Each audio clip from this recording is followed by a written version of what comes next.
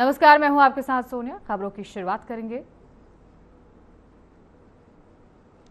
तो कांग्रेस के वरिष्ठ नेता प्रीतम सिंह ने बढ़ती महंगाई और भ्रष्टाचार को लेकर केंद्र सरकार पर तीखा हमला बोला है। उन्होंने आरोप लगाया कि सरकार जनता की समस्याओं से ज्यादा चुनावी राजनीति पर ध्यान दे रही है। इसके साथ ही प्रीतम सिंह ने कहा कि देश में महंगाई लगातार बढ़ रही है और आम आदमी की जेब पर इसका सीधा असर पड़ रहा है। वहीं उन्होंने दावा किया कि जब अमेरिका और ईरान के बीच तनाव बढ़ रहा था तब राहुल गांधी ने पहले ही महंगाई बढ़ने की आशंका जताई थी, लेकिन सरकार ने उस चेतावनी को गंभीरता से नहीं सुना। उन्होंने प्रधानमंत्री के बयानों पर भी सवाल उठाते हुए कहा कि एक तरफ लोगों को पेट्रोल डीजल कम इस्तेमाल करने की सलाह दी जाती है, वहीं दूसरी ओर सरकारी काफिले और विदेश दौरे लगातार जारी हैं। इसके साथ ही कांग्रेस नेता ने आरोप लगाया कि देश में भ्रष्टाचार चरम पर पहुंच चुका है और बिना लेन देन के लोगों के काम नहीं हो रहे हैं।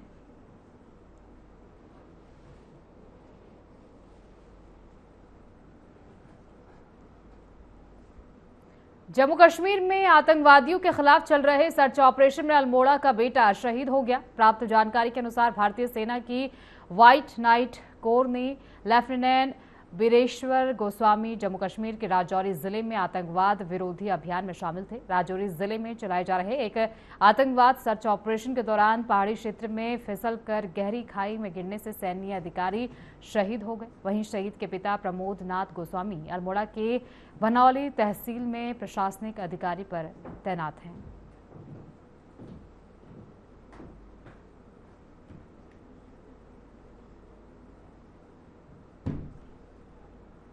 रुद्रप्रयाग जिले के तिलवाड़ा पेट्रोल पंप के पास शनिवार तड़के एक बड़ा हादसा होते होते टल गया।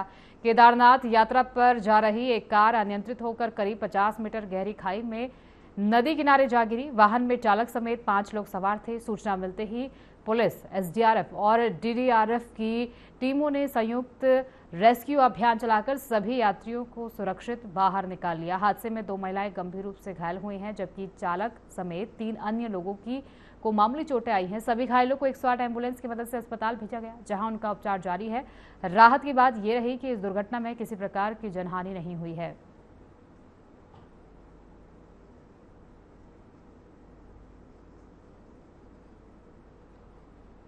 उत्तराखंड के टिहरी गढ़वाल जिले में चारधाम यात्रा मार्ग पर तोता घाटी के पास रविवार सुबह एक बड़ा हादसा टल गया। बद्रीनाथ से ऋषिकेश आ रही यात्रियों से भरी बस के ब्रेक फेल होने से वो सड़क पर पलट गई। बस में सवार सभी 29 यात्री सुरक्षित हैं, जबकि 3 से 4 यात्रियों को मामूली चोटें आई हैं। सूचना मिलते ही एसडीआरएफ और पुलिस टीम ने मौके पर पहुंचकर रेस्क्यू अभियान चलाकर घायलों को 108 एम्बुलेंस से ऋषिकेश अस्पताल भेज दिया।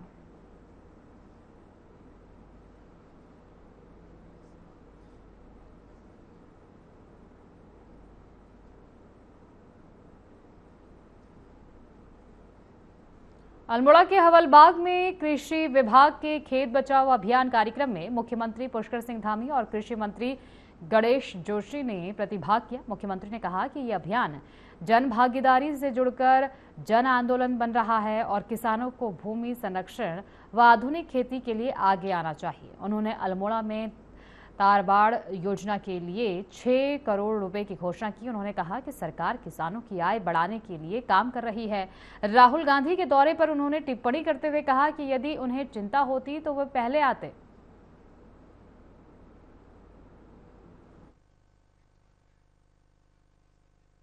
इसके पीछे मुख्य हेतु है खेत बचाने का, मिट्टी बचाने का, हमारी जमीन बचाने का, पानी बचाने का अभियान है और विशेषकर प्राकृतिक खेती की ओर लोग जाएं।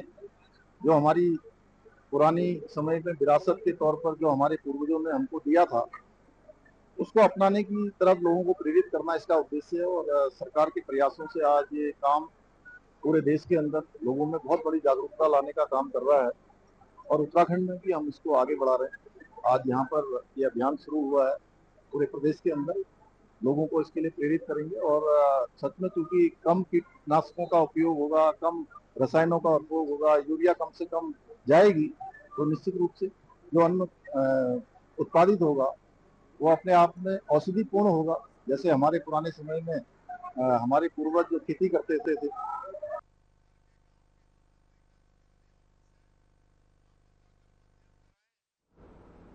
दिनेशपुर स्थित हरिचंद गुरुचंद मंदिर में पूर्व मुख्यमंत्री हरीश रावत पहुंचे, जहां उन्होंने मठाधीश विवेकानंद महाराज की माता के निधन पर शोक व्यक्त किया और परिवार से मिलकर संवेदना जताई। इस दौरान मीडिया से बातचीत में हरीश रावत ने राहुल गांधी के पंतनगर पहुंचने के बावजूद अल्मोड़ा न पहुंच पाने के मामले में साजिश की आशंका जताते हुए पूरे घटनाक्रम की जांच की मांग की। उन्होंने बीजेपी सरकार पर निशाना साधते हुए कहा कि आम जनता विभिन्न समस्याओं से जूझ रही है। साथ ही उन्होंने आरोप लगाया कि हरिचंद गुरुचंद फंड बंद कर दिया गया है, जिससे समाज में निराशा बढ़ी है।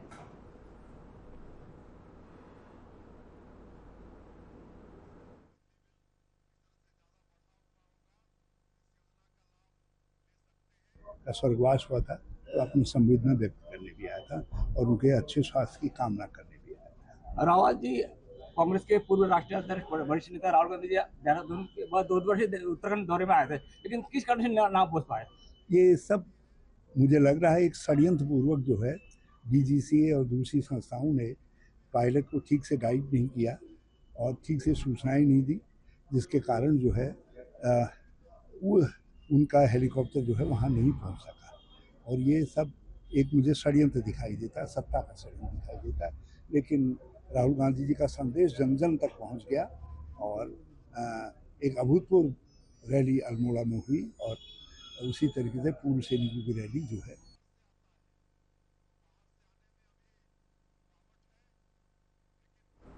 नीट परीक्षा में अनियमितताओं और पेपर लीक के आरोपों को लेकर देश भर में सियासत तेज हो गई है।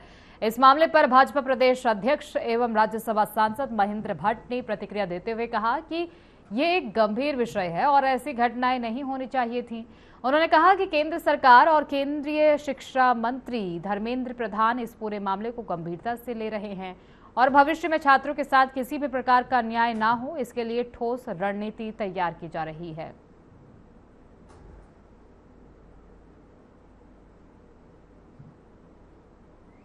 देखिए, ऐसा होना नहीं चाहिए था। सरकार उसके लिए चिंतित है और केंद्रीय मंत्री लगातार उसकी मॉनिटरिंग कर रहे हैं। एक अच्छी नीति उसके लिए बना जिससे इस प्रकार की घटनाएं न हो। हम मानते हैं कि इस प्रकार की परिस्थितियों से युवा शक्ति कुंठित होती है।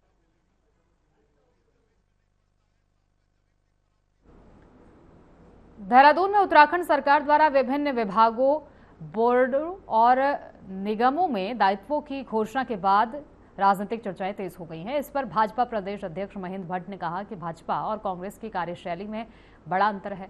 उन्होंने बताया कि भाजपा में दायित्व कार्यकर्ताओं के समायोजन के लिए नहीं, बल्कि सरकार और संगठन के बीच बेहतर समन्वय के लिए दिए जाते हैं। भट्ट ने दावा किया कि वर्तमान सूची कांग्रेस सरकारों की तुलना में छोटी है और आगे कुछ और नामों को दायित्व दिए जाने को लेकर विचार किया जाएगा।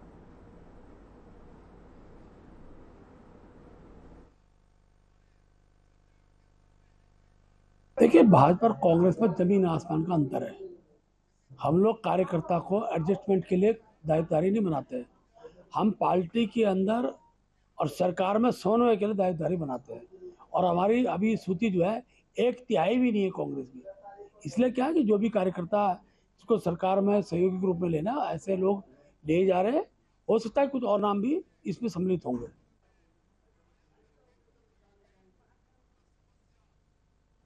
देहरादून में एसआईआर प्रक्रिया शुरू होते ही भाजपा बूथ स्तर पर सक्रिय हो गई है। भाजपा प्रदेश अध्यक्ष महेंद्र भट्ट ने बताया कि पार्टी के BLA 1 और BLA 2 की नियुक्ति पूरी हो चुकी है। 8 जून को BLA 1 की वर्चुअल बैठक आयोजित की जाएगी। उन्होंने कहा कि उद्देश्य ये सुनिश्चित करना है कि सभी पात्र मतदाता सूची में शामिल हों और मृतक या क्षेत्र छोड़ चुके नाम हटाए जाए। भट्ट ने दावा किया कि इस प्रकार से मतदाता सूची अधिक शुद्ध और प्रामाणिक बनेगी। देखिए, एसआईआर की दृष्टि से हमने अपने BLA 2 और BLA 1 हमारे पूरे बन चुके हैं और BLA 1 की हमारी कल एक वर्चुअल बैठक भी हम लोग 8 तारीख को करने वाले हैं। हर बूथ पर कोई वोटर वोट बनने से न चूके, उसके लिए हमने अपने BLA 2 को निर्देशित किया है। ऐसे वोट जो अब दुनिया में नहीं है या छोड़कर चले गए हैं, ऐसे वोट कटने चाहिए।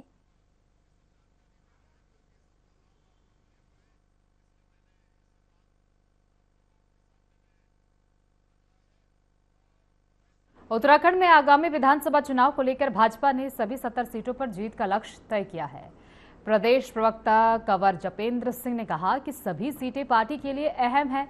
करीब 50 सीटों पर बीजेपी मजबूत स्थिति में है, जबकि पिछली बार कम अंतर से हारी सीटों पर विशेष रणनीति के साथ काम किया जा रहा है।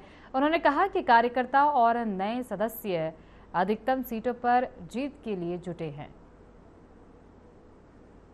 की 70 विधानसभा सीटें महत्वपूर्ण हैं। 50 सीटें भारतीय जनता पार्टी का गढ़ है और जिन सीटों पर हम पिछली बार या जिन बूथों पर हम बहुत कम वोटों से हारे हैं, तो भारतीय जनता पार्टी का और भारतीय जनता पार्टी के साथ उन सभी कार्यकर्ताओं का जिन्होंने भारतीय जनता पार्टी की सदस्यता ली है, सभी का प्रयास है कि हम अधिकतम सीटों पर जीत दर्ज करें। और हमें तो ऐसा भी लगता है कि उत्तराखंड की देवभूमि की देवतुल्य जनता जो सनातन की अगुवाई करती है, कि ऐसा भी हो सकता है कि अगर उत्तराखंड की जनता ने मन बना लिया अपने सनातन के झंडे को बुलंद करने का, तो हो सकता है कि 70 की 70 सीटें भारतीय जनता पार्टी की झोली में आए और उससे उत्तराखंड की जनता पूरे देश और दुनिया में एक बड़ा संदेश देगी कि सनातन की धरती, देवताओं की धरती, देवभूमि से एक ऐसा आगाज हुआ है, ऐसा कमाल हुआ है कि सनातन का परचम बहुत ऊंचाई पर लहरा रहा है। काशीपुर से सटी गढ़ीनेगी नगर पंचायत चुनाव में 9 जून को मतदान और 11 जून को मतगणना होगी। चुनाव में अध्यक्ष पद पर भाजपा प्रत्याशी सचिन बाटला और निर्दलीय प्रत्याशी अभिषेक सुखेजा के बीच सीधा मुकाबला माना जा रहा है। दोनों प्रत्याशियों ने जनसंपर्क तेज कर दिया है। इसी क्रम में अभिषेक सुखेजा ने ग्रामीण और बाजार क्षेत्र में रैली निकाली, जिसमें बड़ी संख्या में महिलाओं और युवाओं ने भाग लिया। कांग्रेस नेता सुभाष शर्मा ने भाजपा प्रत्याशी पर कटाक्ष करते हुए कहा कि उन्हें अपनी हार दिखाई देने लगी है और वे बाहरी नेताओं को बुलाकर भीड़ जुटा रहे हैं।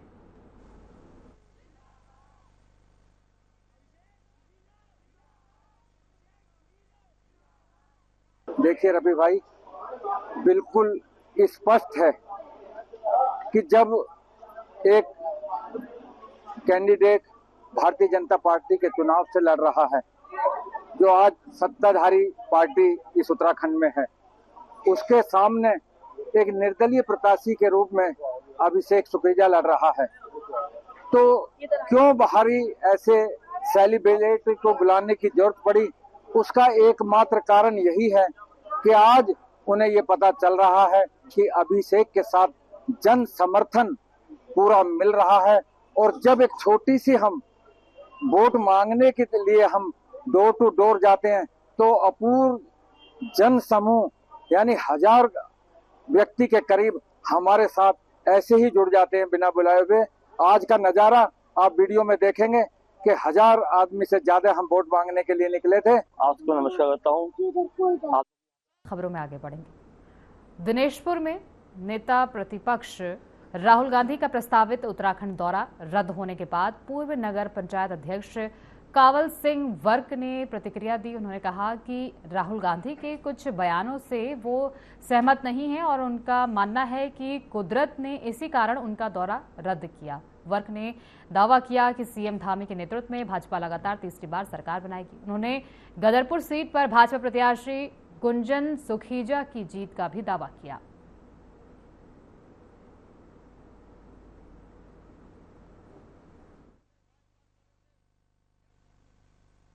भगवान ने एक संदेश दे दिया है कि राहुल गांधी जी उत्तराखंड के दौरे पर आए थे, उनको मौसम ही साफ ना होने के कारण ये भगवान ने संदेश दिया है कि आप यहाँ से जाइए, तीसरी बार भारतीय जनता पार्टी की सरकार बनेगी। आप यहाँ के हमारी देवभूमि नहीं चाहती है कि यहाँ कांग्रेस की सरकार बने, यहाँ भाजपा की सरकार बने। ये भगवान ने पहला इनको गिफ्ट दे दिया। सरकार क्या कराएगी? जब चले जाते वहाँ तो मौसम खराब था, तभी यह सब वहाँ मौसम क्या भाजपा के सारे मंत्री वो मौसम खराब करने में लगे हुए थे क्या?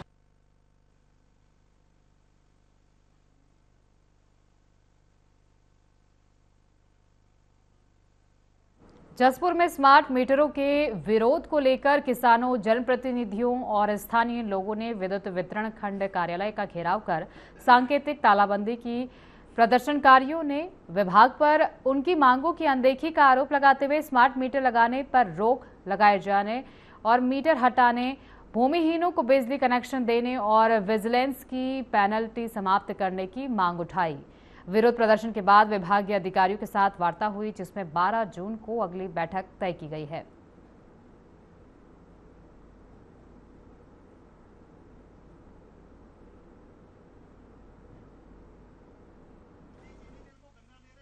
विभाग में जो कि हमारे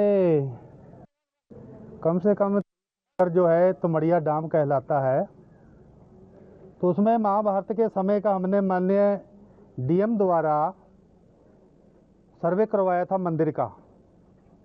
बहुत पुराना मंदिर है, महाभारत के समय का मंदिर बताया गया था, जो कि बहुत पुराना गांव है और डाम को छोड़ते हुए 2981 एकड़ ज़मीन है, जिसमें तीर्थनगर बसा हुआ है और उसमें जो है बिजली के कनेक्शन भी हैं, 5 गुरुद्वारे हैं। किसान परेशान है, गन्ने का पेमेंट इतने महीने हो गए अभी तक नहीं मिला। वहाँ भी हमें घिराव करना पड़ा मजबूरन होकर। हमारी मजबूरी होती है, हमारे पास टाइम नहीं है। जब हमारे सिर से पानी ऊपर निकल जाता तो ही हम धरने प्रदर्शन के लिए मजबूर होना पड़ता है। और वो कहाँ से खर्च चलाएगा? कनेक्शन कट रहे हैं किसानों के, गन्ने का पेमेंट नहीं मिल रहा, धान का पेमेंट बड़ी मुश्किल से लिया 8 महीने बाद में।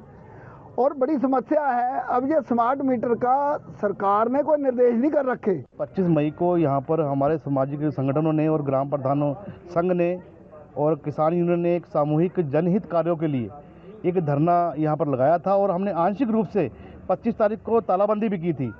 लेकिन उसके संदर्भ में आज हमारा समय तय था 5 जून का, लेकिन यूपीसीएल विभाग आपने देखा होगा जिस प्रकार से इसकी रवैया है और इनके अधिकारियों का रवैया है, वो आज फिर हमने जीता जागता प्रमाण सामने आया है। हम भारतीय किसान यूनियन पूरे क्षेत्र के, पूरे जिले, पूरे प्रदेश के साथ हैं। पूरे प्रदेश में मीटर नहीं लगने चाहिए और ना लगने देंगे। शुरुआत इसकी जसपुर से हुई है और मैं सभी जनप्रतिनिधियों का धन्यवाद करता हूं। और जिनकी जिम्मेदारी बनती थी, जो मौजूदा सरकार के नेता हैं या विपक्ष के नेता हैं, ये जिम्मेदारी से भाग चुके हैं। इनकी नब्ज कहीं ना कहीं सरकार ने दबा रखी है या ये कहीं ना कहीं इनके अंदर गड़बड़ी है या कहीं कमजोरी है, जिस वजह से जनता के लिए आगे नहीं निकल के आ पा रहे हैं। मतलब वोट लेने तो आएंगे ना, तब जवाब मांगेंगे कि आप वोट किस अधिकार से लेने आ रहे हैं।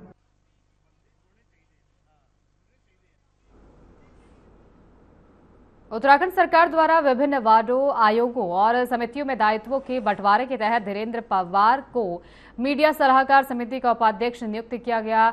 जिम्मेदारी मिलने पर उन्होंने मुख्यमंत्री पुष्कर सिंह धामी और पार्टी नेतृत्व का आभार व्यक्त किया। पवार ने कहा कि पत्रकारों की समस्याओं को सरकार तक पहुंचाने और मीडिया शासन के बीच बेहतर समन्वय स्थापित करने का प्रयास किया जाएगा। उन्होंने सौंपे गए दायित्व का पूरी निष्ठा और जिम्मेदारी से निर्वहन करने का भरोसा दिलाया।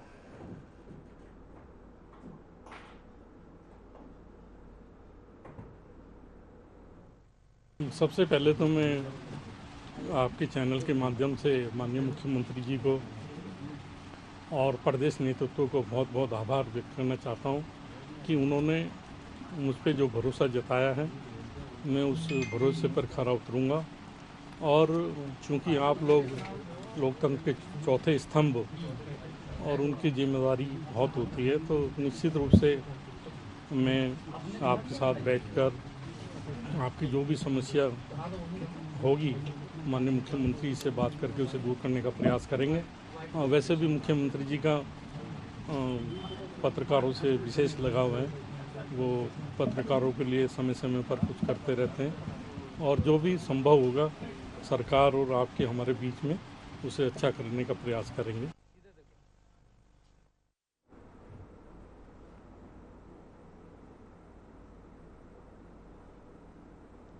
बुलेटिन में फिलहाल के लिए इतना ही। आगे की तमाम खबरों के लिए बने रहिए हमारे साथ।